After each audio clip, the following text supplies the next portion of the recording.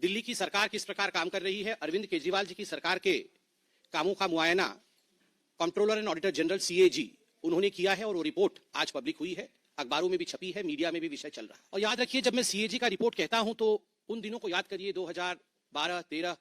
उस समय यही अरविंद केजरीवाल जी थे जो रोज शाम को सीएजी का रिपोर्ट लेकर बैठते थे और इस पर प्रेस कॉन्फ्रेंस करके सीएजी के रिपोर्ट पर ही इनकी पहली सरकार शीला दीक्षित के खिलाफ, कांग्रेस पार्टी के खिलाफ दिल्ली में बनी। तो स्वाभाविक रूप से सीएजी कितना महत्वपूर्ण है और उसके रिपोर्ट का क्या महत्व है वो अरविंद केजरीवाल जी समझते होंगे, ऐसा मेरा मानना है।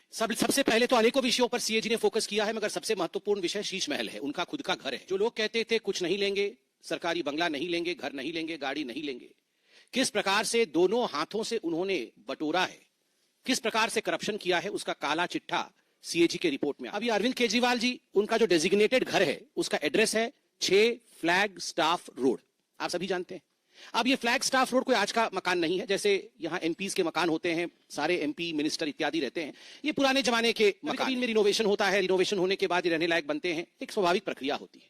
मगर आपको जान के आश्चर्य होगा कि सीएजी की रिपोर्ट कहती है कि 17 मार्च 2020, 17 मार्च 2020 को दिल्ली की पीडब्ल्यूडी डिपार्टमेंट ने एक प्रपोजल दिया कि इस 6 फ्लैग स्टाफ रोड को, केजरीवाल जी के मकान को रीमॉडलिंग करना होगा।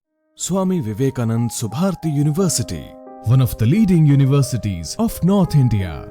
250 acres campus, 220 plus professional and vocational programs, 20,000 plus students, state of the art infrastructure. Come and give wings to your career with Swami Vivekanand Subharti University, where education is a passion. NH 58, Meerut, Delhi, NCR. मित्रों नमस्कार। अपने बीच Bharatiya Janata party के माननीय राष्ट्रीय प्रवक्ता, उत्तर पूर्व के प्रभारी, माननीय सांसद डॉक्टर संबित पात्रा जी आपको संबोधित करेंगे। मेरा विनम्र निवेदन है माननीय संबित जी से आपको संबोधित करें। धन्यवाद संजय जी। मीडिया के सभी मित्रों का बहुत बहुत अभिनंदन है, स्वागत है। और मुझे क्षमा करिएगा, आज का जो प्रेस कॉन्फ्रेंस है जरा लंबा होने वाला है, क्योंकि जिस प्रकार के कंटेंट के साथ हम आए हैं यह कोई छोटा विषय नहीं है। सीएजी की रिपोर्ट आई है, दिल्ली की सरकार किस प्रकार काम कर रही है, अरविंद केजरीवाल जी की सरकार के कामों का मुआयना controller and auditor general CAG उन्होंने किया है और वो रिपोर्ट आज पब्लिक हुई है, अखबारों में भी छपी है, मीडिया में भी विषय चल रहा है।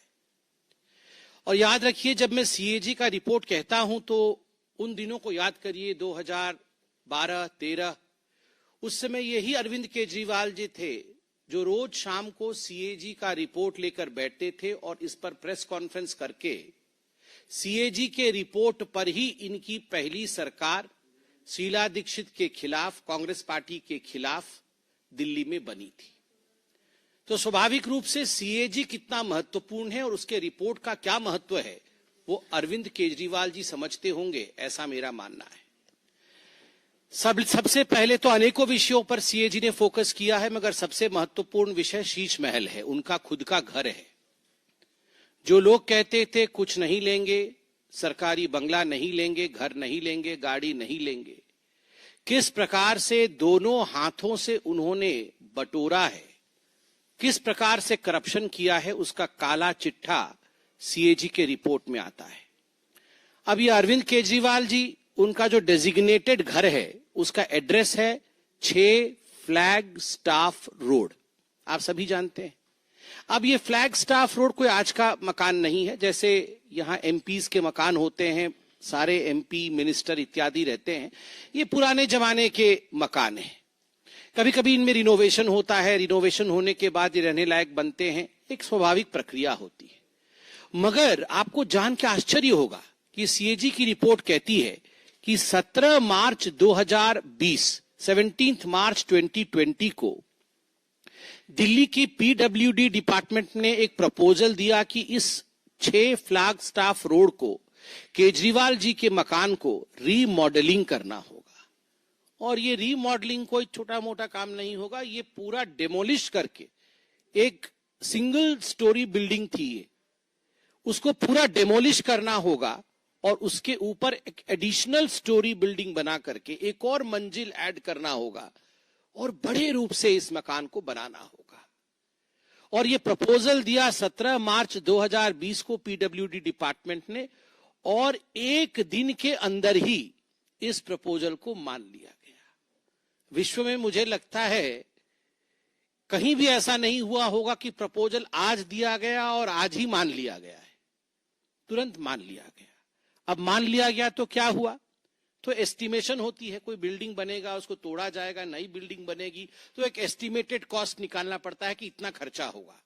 तो एक एस्टिमेशन उसका निकाला गया कि कितना एस्टिमेटेड कॉस्ट है। तो आपको बता दूं, एस्टिमेटेड कॉस्ट है 7 करोड़ 61 लाख रुपए, 7 करोड़ 61 लाख रुपए का एस्टिमेशन बना कि इतने में अरविंद केजरीवाल जी की हवेली बन जाएगी।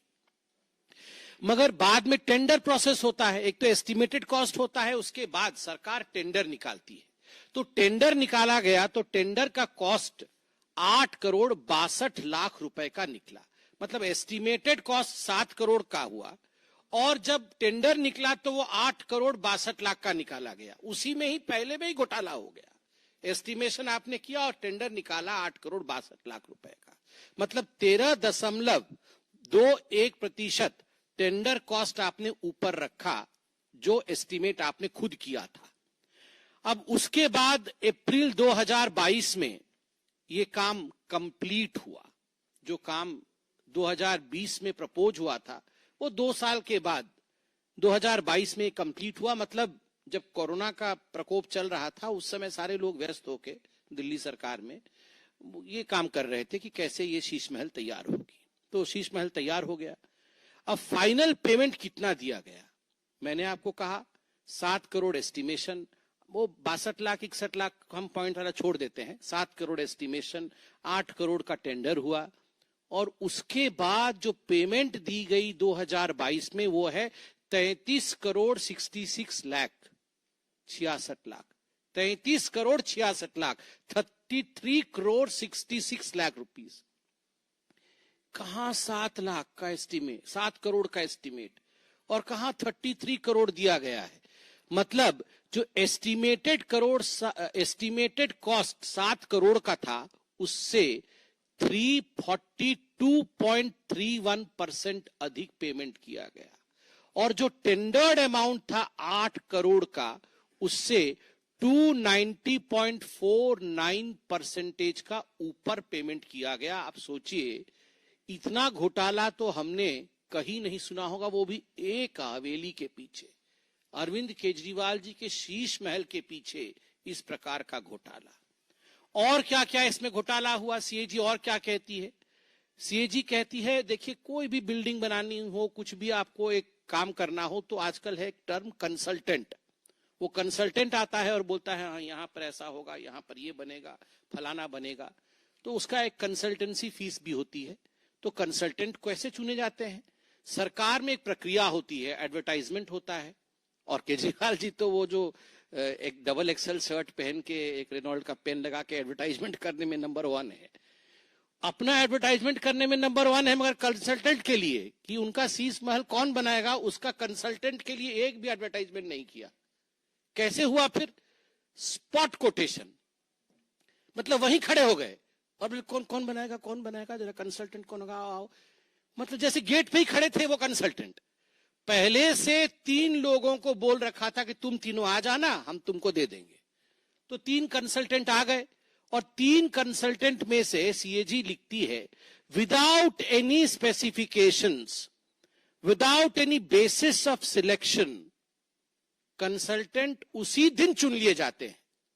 मतलब आज कंसल्टेंसी की रिक्वायरमेंट है, कोई एडवर्टाइजमेंट नहीं, कुछ भी नहीं, आज ही कंसल्टेंट चुन लिए गए। अब कंसल्टेंट भी आ गए। उसके बाद देखिए repeated revision of preliminary estimate. अब कोई भी घर बनता है, मकान बनता है, रोड बनता है, कुछ भी बनता है तो एक प्रिलिमिनरी एस्टिमेट होता है कि हाँ ये जो है ये ग्लास का ढकने वाला सामान है, ये कितने का आएगा, ये 20 रुपए का या 25 रुपए का आएगा। अब उसमें क्या हुआ, ये 20-25 रुपए का, चलिए ये 20 का 25 हो सकता है, 25 का 30 हो सकता है, अब 30 का 200 रुपए तो नहीं हो सकता ना। तो ये रिपीटेड एस्टिमेट हर तीसरे चौथे दिन इनका एस्टीमेट बदलता गया जो इन्होंने एस्टीमेट दिया था, और उसके पीछे सीएजी कहती है no justification for payment to the consultants and PWD increased buildup area. सबसे पहले तो एस्टीमेट होता है कि घर का हम कितने एरिया में घर बनाएंगे। हम सब जानते हैं कि इतने स्क्वायर मीटर में हम घर बनाएंगे, कि इतने स्क्वायर फुट में हम घर बनाएंगे। तो पहले एस्टीमेट हुआ था, प्रिलिमिनरी एस्टीमेट हुआ था कि बिल्डअप एरिया रहेगा 1397 स्क्वायर फुट का। 1397 स्क्वायर फुट में हम बिल्डअप एरिया रखेंगे।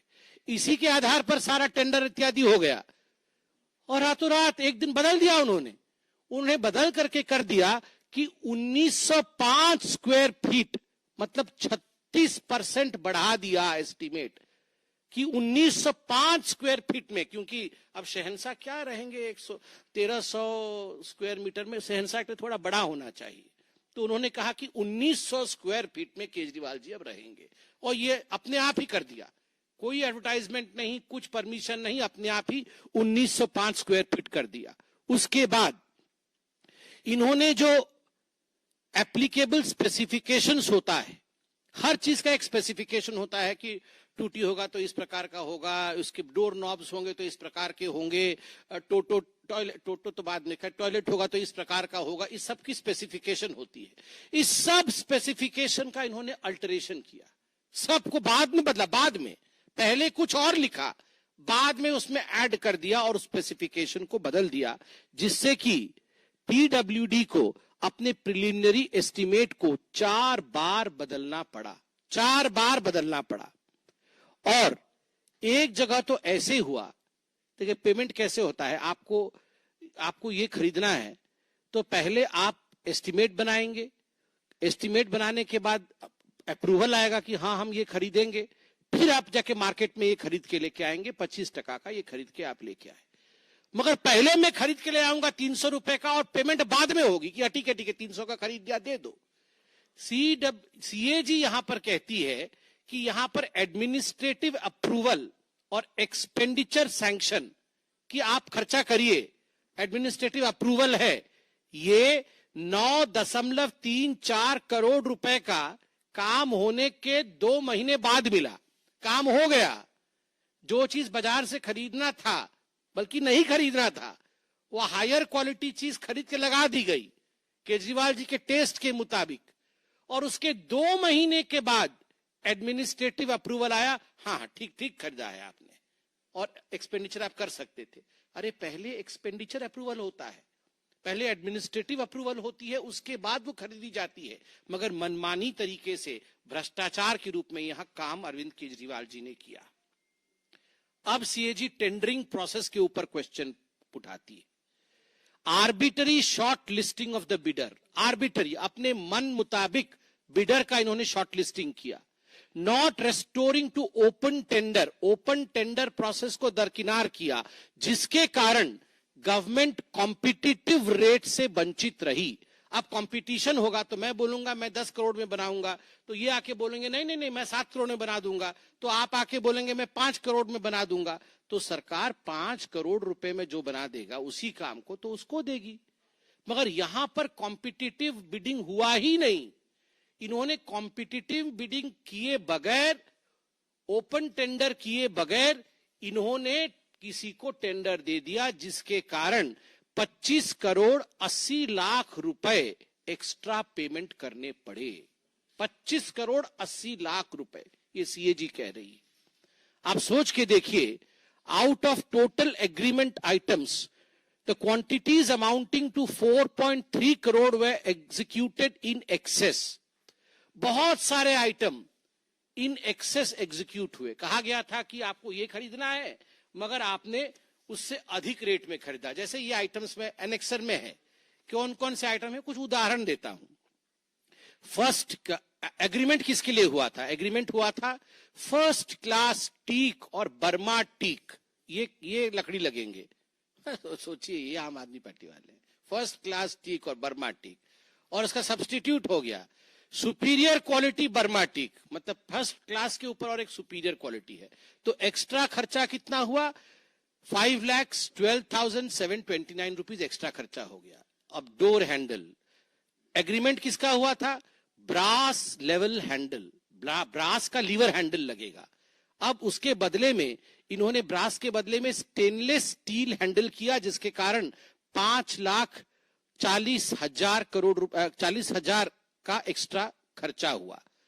और ठीक उसी प्रकार विट्रिफाइड फ्लोर टाइल, उसके बदले में इटालियन मार्बल स्टोन, इटली से आया इटालियन मार्बल, हाँ लाइन से ठीक ठीक, इटालियन मार्बल स्टोन आया, तो इस पे अधिक खर्च हो गया 9,14,000 रुपए का।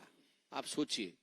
और उसके बाद थर्मोस्टाट शावर मिक्सचर विथ 3-वे डाइवर्टर, अच्छा वो गरम गरम पानी से नहाएंगे, उसका जो है वो था पहले थर्मोस्टेट शावर मिक्सर विद 3-वे डाइवर्टर, 3 तरह से पानी निकलेगा। बाद में ये सब्स्टिट्यूट हो गया thermostat shower mixer with high flow thermostat trim, बहुत हाई पावर से आएगा, जिसके कारण लगभग 5 लाख रुपए एक्स्ट्रा खर्च हो गए। फिर ये था TOW रिसेस्ड LED लाइट्स, जिसके बदले में अब 12W, अच्छा ये 10 वाट का रिसेस लाइट था, अब ये 12 वाट की LED लाइट आ गई, जिसके कारण 45 लाख रुपए एक्स्ट्रा खर्च हो गए, 45 लाख रुपए। अब मैं तो ये आइटम्स बहुत सारे हैं, पढ़ पढ़ के थक जाऊंगा, और बहुत बार पढ़ भी चुका हूं पहले, मुझे पता नहीं था ये कंपैरिजंस, इस बार कंपैरिटिव्स आए हैं। जो items for superior specification, extra item जिनके विषय में कोई एग्रीमेंट नहीं हुई थी, पहले तो एग्रीमेंट हुआ था, एक्स्ट्रा लिया, अब एग्रीमेंट भी नहीं हुई थी, उसके बाद भी ले लिया, वो है pre fabricated lift and sliding doors, जिसके कारण 61 लाख रुपीस का खर्चा हुआ। Modular kitchen, ground floor, first floor, second floor, तीनों फ्लोर में एक एक किचन था, पता नहीं एक में चाय, एक में रोटी, एक में सब्जी बनती होगी, और कुल मिलाकर के इसमें 68 लाख रुपीस 75,877 रुपीस का एक्स्ट्रा खर्चा हुआ। Vanity, master bedroom plus family lounge, powder room, middle room, guest room plus study room plus bedroom, इस पे लगभग 1 करोड़ से अधिक का एक्स्ट्रा खर्चा हो गया। अब ये बहुत सारी ऐसी चीजें हैं, मैं वो पर्दा कितने का है वो सब बता चुका हूं, बताना नहीं चाहता हूं, ये एक्स्ट्रा खर्चा हुआ है। मगर आज तो मुझे बड़ा आश्चर्य हुआ है, मुझे तो, आपको भी हो रहा होगा, मैं थोड़ा बता दूं, where the money was spent, the cost including installation charges some of the most expensive items at the residence. सबसे एक्सपेंसिव आइटम तो टीवी कंसोल है, तो हमेशा एडवर्टाइजमेंट में रहना है तो टीवी पे ही होगा। टीवी कंसोल पे 20,34,200 रुपीज, कंसोल पे, टीवी पे नहीं, केवल कंसोल लगाने पे 20 लाख रुपए। मिनी बार, घर में एक मिनी बार था, मुझे तो समझ में नहीं आ रहा है मिनी बार कैसे हो सकता है। मिनी बार 4,80,000 रुपए से अधिक खर्चा हुआ है मिनी बार पे।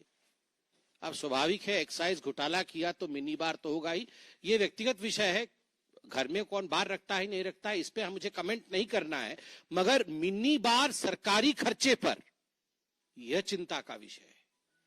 5 लाख रुपए अतिरिक्त खर्च करके घर पे mini bar, L shape sofa 6,40,000, treadmill and gym equipment 18,52,000 रुपए, kitchen equipment 40 lakh, kitchen equipment, kitchen का अलग था, किचन इक्विपमेंट 40,08,000 रुपए।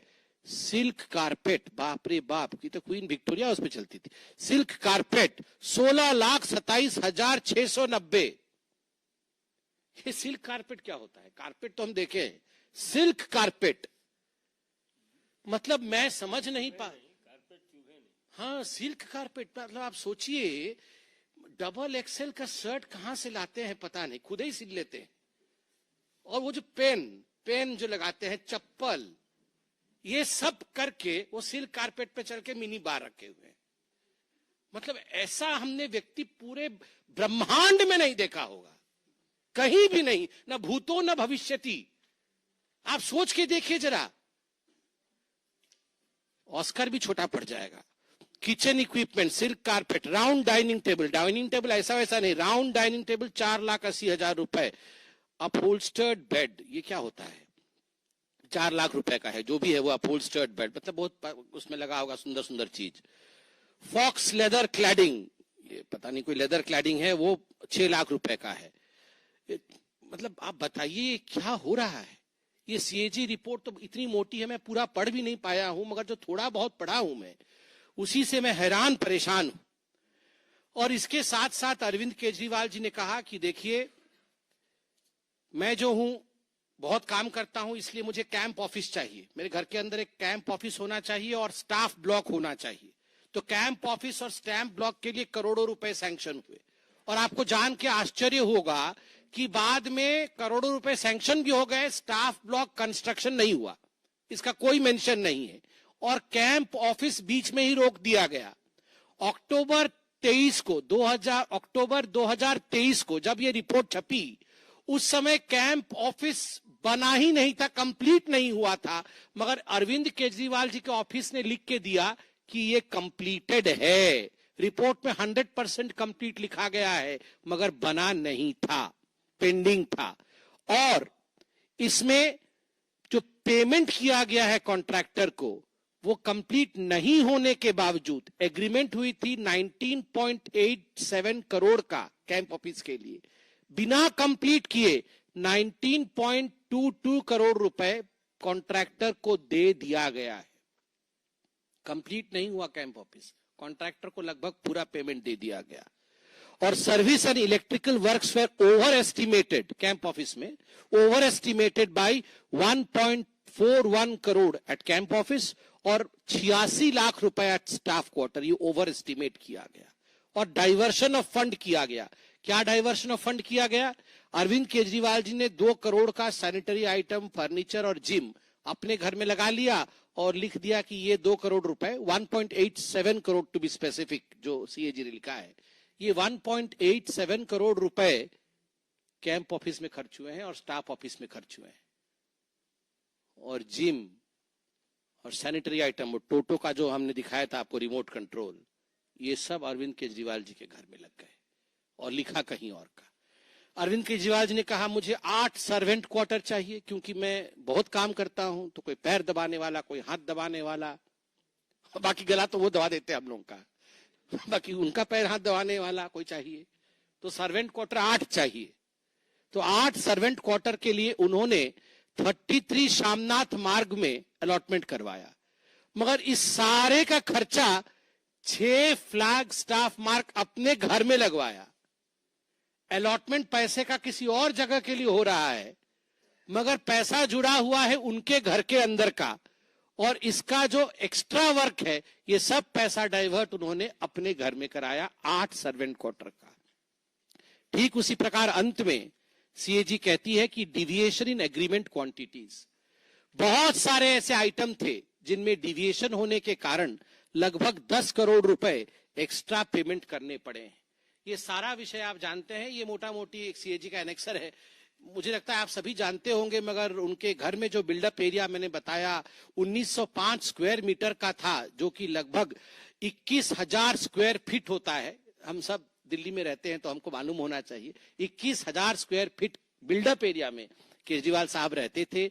8 बेडरूम थे, 8, 1 2 3 4 5 6 7 8 बेडरूम थे, 3 मीटिंग रूम थे, किचन 2 थे बड़े बड़े, एक तो ऊपर भी था, और ड्राइंग रूम 2 थे, 12 टॉयलेट्स, एक फूल 2 माली, यहां 12 टॉयलेट्स, डाइनिंग रूम 1, टॉयलेट्स और टोटो आपको याद है, sofa set 14, table 28, chair 31, bed 3, mattress 3, curtains 12, wooden blind 6, carpets 4, flower vase, dining table, ये सब एक एक फ्लोर का है। ऐसे 3 फ्लोरों का यहाँ पर विस्तार से चर्चा किया गया है, और सारे विषय Bose ceiling speaker in all areas including kitchen, toilet, washing area and gym.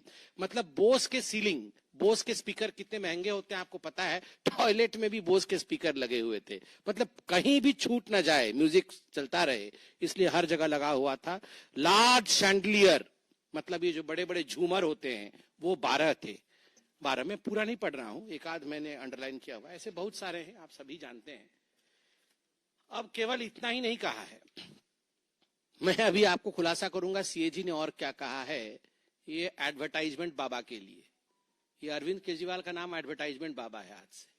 आप देखिए, सीएजी ने यहां टेबुलेशन करके दिखाया है कि कौन सा प्रोग्राम है, उस प्रोग्राम में कौन सा डिपार्टमेंट इन्वॉल्व है, उसके बाद उसका एडवर्टाइजमेंट कब से कब हुआ, एडवर्टाइजमेंट में कितना खर्चा हुआ और उस प्रोग्राम में कितना खर्चा हुआ।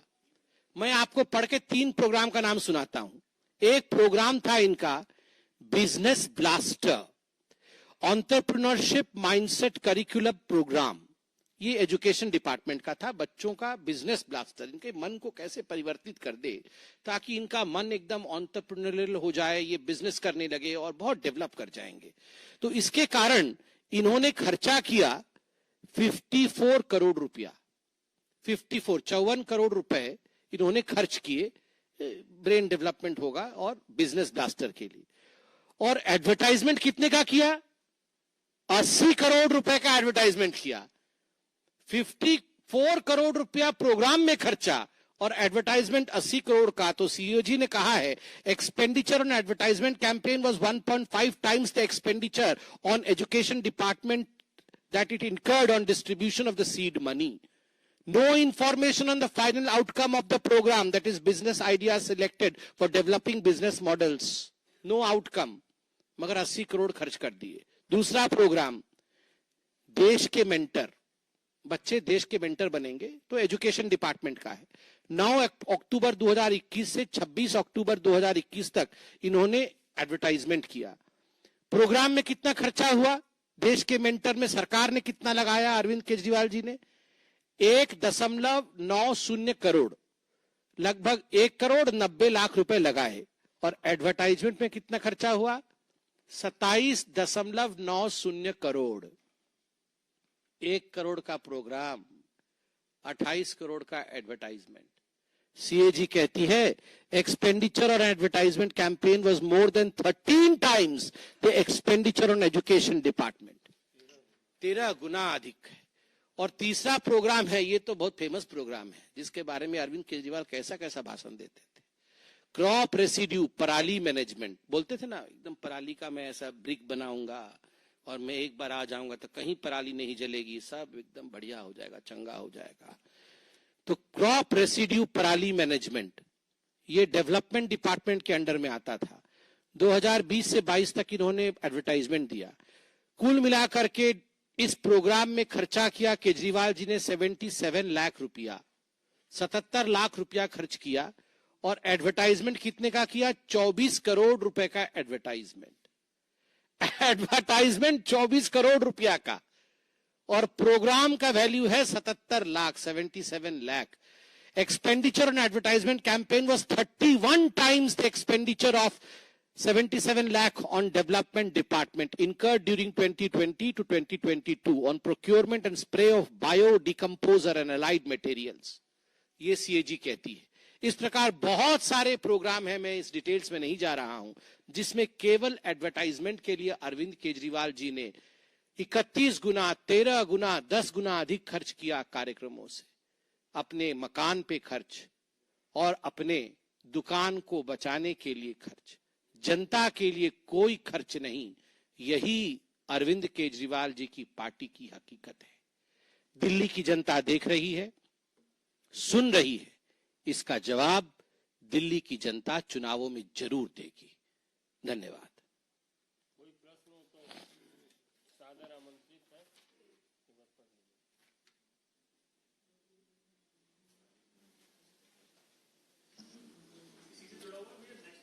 अभी तो इसी से जुड़ा विनीत झा, टीवी 18।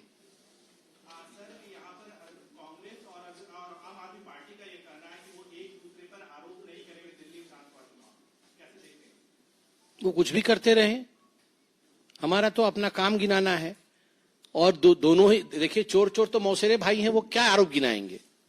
आप बताइए, कभी दो जो मौसेरे भाई हों वो एक दूसरे का आरोप गिना सकते हैं?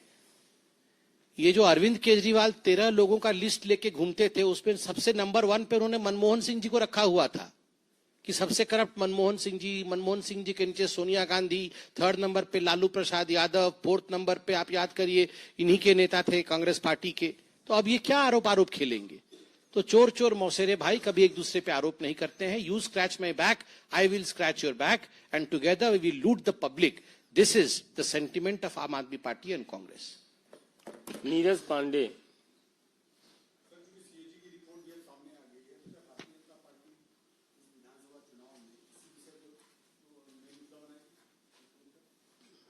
देखिए, ये एक मुख्य मुद्दा तो है ही। सीएजी का रिपोर्ट कोई साधारण रिपोर्ट नहीं होता है। सीएजी का रिपोर्ट किसने भ्रष्टाचार किया, किसने सरकारी पैसे के साथ खिलवाड़ किया, किसने जनता के विश्वास को तोड़ा है, उसके आधार पर होता है।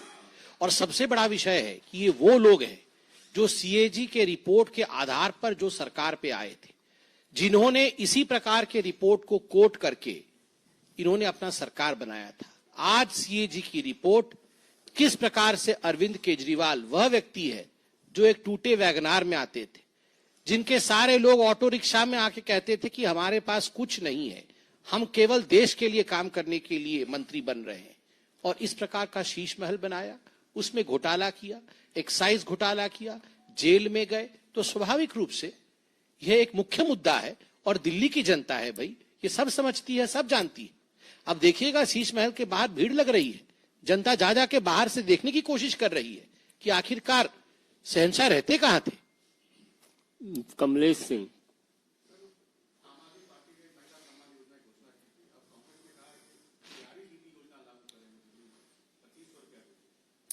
ये तो एक दूसरे पे आरोप नहीं लगाने वाले थे, तो दोनों का तो मैनिफेस्टो एक ही होगा। जब आरोप ही नहीं लगाएंगे, दोनों मिलकर चुनाव लड़ रहे हैं, तो फिर इनका क्या है, इनके मैनिफेस्टो का क्या मतलब है। और ये कांग्रेस पार्टी तो पहले तो कर्नाटक में क्या हो रहा है उसका जवाब दे। कर्नाटक के मंत्री बैठ के यहां प्रेस कॉन्फ्रेंस कर रहे हैं, पहले वो बताए कि कर्नाटक में जो इन्होंने घोषणा पत्र जारी किया था, उस घोषणा पत्र का क्या हुआ। हिमांशु, टाइम्स नव भारत।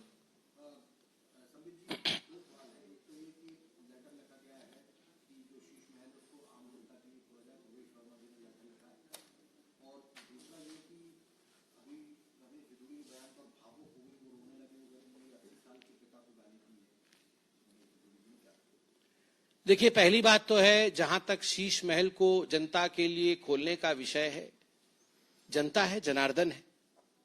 आज लाल किला हो या बड़े से बड़ा महल हो, यह भी जनता के लिए खुला हुआ है।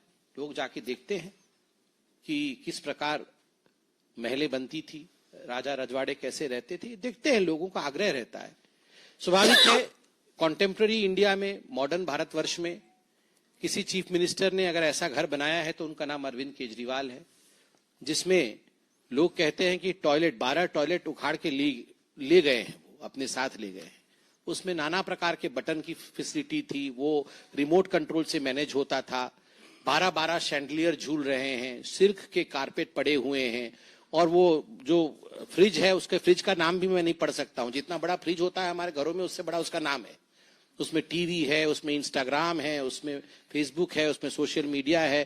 फ्रिज के बाहर से पता चल जाता है कि फ्रिज में अंदर में क्या क्या रखा हुआ है, क्या टेम्परेचर है। तो ऐसी ऐसी वस्तुएं रखी हुई हैं, तो स्वाभाविक है जनता को मन करता है जाके अंदर देखने के लिए।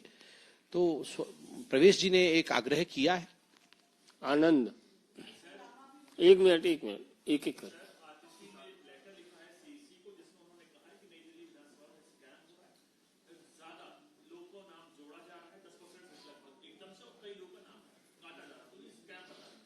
देखिए, ये जो आम आदमी पार्टी बार बार प्रेस कॉन्फ्रेंस करके कह रही है कि नई दिल्ली विधानसभा में स्कैम हो रहा है और वोटर लिस्ट से नाम काट दिए गए हैं, नाम जोड़ दिए गए हैं। देखिए, आप सभी पत्रकार हैं और हम पॉलिटिशियन हैं, हम दोनों प्रक्रिया जानते हैं। ये नाम जुड़ता कैसे है, नाम कटता कैसे है। एक बीएलओ होता है, block level officer, booth level officer, जो कि हर बूथ पे वो सरकारी अपॉइंटी होता है इलेक्शन कमीशन की तरफ से। एक बीएलए होता है, बूथ लेवल एजेंट, जो हर पॉलिटिकल पार्टी अपॉइंट करती है। आप बीजेपी के हैं, आप एक लिस्ट बना के जाएंगे कि ये जो फलाने व्यक्ति पहले यहां रहते थे, उनका देहांत हो गया है, इनका नाम काट दीजिए। फलाने व्यक्ति यहां रहते थे, वो अब बेंगलुरु शिफ्ट हो गए हैं, इनका नाम काट दीजिए। अब फलाने व्यक्ति यहां आ गए हैं, इनका नाम जोड़ दीजिए। कांग्रेस वाले भी अपना लिस्ट लेके जाते हैं, आम आदमी पार्टी के बीएलए भी अपना लिस्ट लेके जाते हैं। ये सारे बीएलए और बीएलओ बैठ करके तब जाके सूची तय होता है कि फाइनली नाम कटेगा कि नाम जुड़ेगा। हमारे बीएलए तो काम कर रहे थे, इनके बीएलए कहां थे? शीश महल में मिनी बार में बैठे हुए थे या टोटो पे? बताइए, कहां थे इनके बीएलए? अगर इनके बीएलए उसी समय बोलना था ना उनके बीएलओ को, उनके बीएलए उसी समय आवाज उठाते कि नाम काट दिया, ये नाम तो नहीं कटना चाहिए था, अरे नाम जोड़ दिया, ये नाम तो गलत तरीके से जोड़ रहे हैं। उस समय क्यों चुपचाप बैठे हुए थे जब ये प्रक्रिया चल रही थी? हमारे बीएलए काम कर रहे थे, इनके बीएलए काम क्यों नहीं कर रहे थे? कहां थे इनके बीएलए? मैं आज अरविंद केजरीवाल जी से यह सवाल पूछना चाहता हूं। अनीता जी,